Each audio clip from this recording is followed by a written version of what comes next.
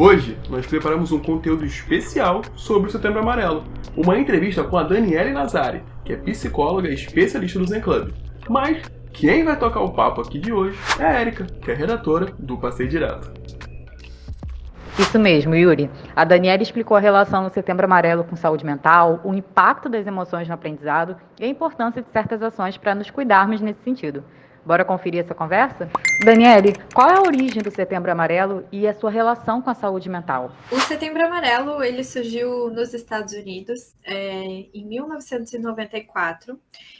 Por um processo que aconteceu de uma situação complicada lá na época, tá? Então, o Setembro Amarelo, ele tem essa questão da cor amarela específica por um caso familiar que ocorreu de um jovem de 19 anos que acabou cometendo suicídio dentro do terreno da sua casa, dentro do seu Mustang amarelo. Então, ele deixou um recado para a família, dizendo amo muito vocês, mas ele escolheu justamente perder a vida dentro do Mustang porque era o lugar que ele se sentia mais confortável. Então ele amava muito aquele carro e por isso que ele escolheu ali. E aí a família, nessa homenagem, resolveu fazer campanhas, né, de prevenção, de cuidado com a saúde, cuidado com os filhos, com a família. E aí começou a chamar de Setembro Amarelo em função do carro dele. E isso foi uma campanha que deu muito certo no município e foi se espalhando até que os Estados Unidos inteiro veio com essa oficialização e chegou aqui no Brasil. Então já está a nível mundial essa campanha, justamente para cuidar dessa prevenção, mas ela é homenagem em função dessa história inicial que aconteceu do Mustang, né, que essa família resolveu criar todo esse processo de cuidado e passar adiante. Então, por isso que a gente trabalha bastante nesse conceito.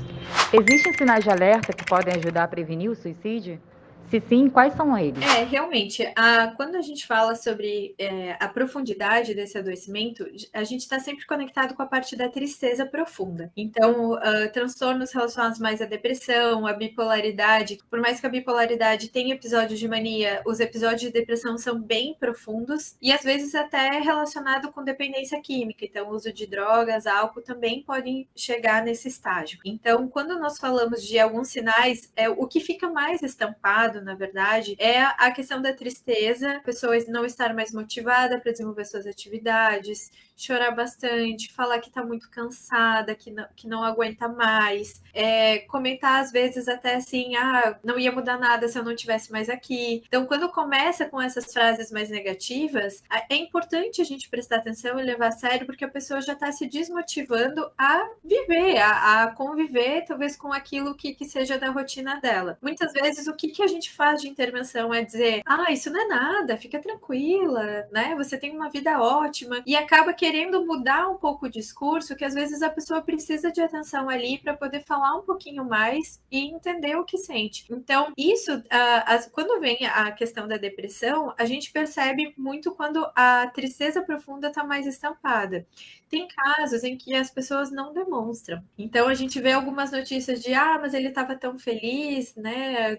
No último encontro ele estava super bem. Por quê? Porque tem pessoas que têm muita dificuldade de expressar. Para quem está de fora, acaba que não enxerga muito bem o que está acontecendo. Conseguir ter uma conversa e ter mais espaço de intimidade é importante para a pessoa se sentir à vontade de explorar. A minha questão aqui é muito essa, sabe? Tem pessoas que vão expressar mais, tem pessoas que não vão expressar tanto. Quando, por exemplo, alguém que não expressa tanto se afasta, o ideal aqui é muito a gente não levar para o pessoal, de achar o fulano não tá nem querendo falar comigo mais, porque pode ser algo que não seja meu, e sim é dele. Né? Então, observar muito isso da tristeza profunda, os comportamentos que a pessoa não é o normal dela, né? Em vez de eu levar para mim, poder dar atenção a ela, entender o que está acontecendo, nessas conversas a gente consegue entender mais o que a pessoa precisa. Como podemos ajudar alguém que está com depressão ou qualquer outro transtorno emocional? O que fazer e o que não fazer nesses momentos? O que não fazer, né, nesses casos? É muito a pessoa, às vezes, ela vai te contar algo e você, quando não leva isso a sério, você acaba estimulando e até duvidando que ela vai fazer, né? No sentido de instigar um pouco mais para fazer a pessoa provocar aquilo ali. Então, acho que isso é o não fazer, porque como eu não tô levando a sério, eu na minha visão, como eu tô bem, eu vou achar que ela tá exagerando no que ela tá falando. Então, a gente não tem que estimular algo justamente para não provocar uma possibilidade que vai machucar mais ainda. Então, é muito no viés da empatia, de respeitar a dor do outro, né, nessa proporção de se ela tá me relatando que não tá bem, eu vou levar isso a sério. Eu vou entender que o que ela tá me falando é verdade. Não tem por que a pessoa chegar e falar que não tá bem se ela não tá sentindo isso. Então, a gente levar mais a sério que por mais que eu não entenda qual é a realidade dela, eu respeitar e ajudar ela no que for possível, é o melhor passo aqui para evitar comportamentos mais destrutivos. Muitos estudantes passam por grande ansiedade devido às cobranças por notas, aprovações, etc.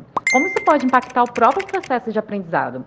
E quais ações podem ajudar a preservar a nossa saúde mental? Precisamos entender que os estudantes, eles estão numa fase em que querendo melhorar o seu desempenho, né? Para uma situação específica que é uma prova. Então, é natural, nesse caso, é natural que venha níveis de autocobrança e venham níveis de insegurança. Por quê? Porque eu estou numa certa expectativa de alcançar tal objetivo. Então, até aí, a gente precisa entender que são situações que mexem já com o emocional. Então, quando isso começa a ocupar muito tempo do meu dia, que na verdade a minha autocobrança começa a proporcionar travas no meu desenvolvimento, é porque ela está extrapolando o limite. Então, eu deixo de fazer outras atividades da minha vida que também são importantes, porque eu preciso estudar, porque eu preciso estar concentrado, porque eu preciso estar respondendo questões. Isso provoca um certo, talvez um exagero, e aí acaba dando mais cansaço e um gasto de energia maior, e a concentração já não é tão boa o suficiente, né? Então, é tudo aquilo que eu quero dentro da minha autocobrança de me desenvolver, eu acabo falhando justamente pela atenção que gera ali. Então, como se fosse uma atitude autoprovocativa. Então, nesse cuidado com a saúde mental,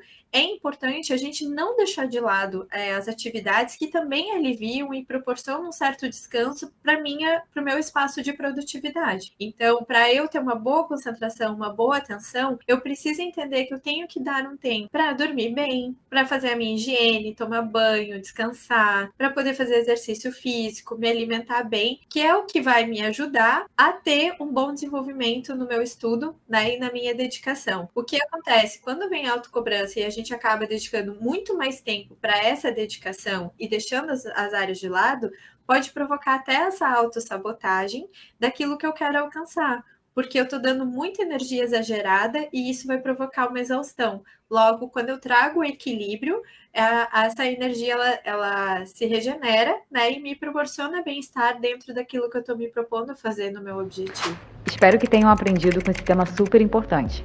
E lembrem-se, o Setembro Amarelo é simbólico, mas cuidar da saúde mental é algo para todos os dias, beleza? Nos vemos semana que vem com mais conteúdo de educação.